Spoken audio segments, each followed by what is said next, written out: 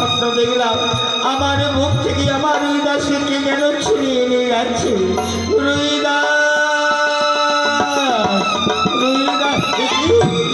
রুইদাস ধুলায় পড়ে আছিস কেন বাবা? এটি আমার রুইদাসের সর্বশরীরে শক্ত হয়ে গিয়েছে কেন? সর্বাঙ্গ নীল হয়ে গিয়েছে কেন?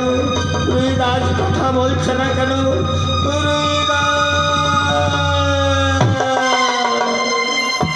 আকাশ আকাশ বাতাস পাতাল পৃথিবী বৃক্ষ পশু পাখি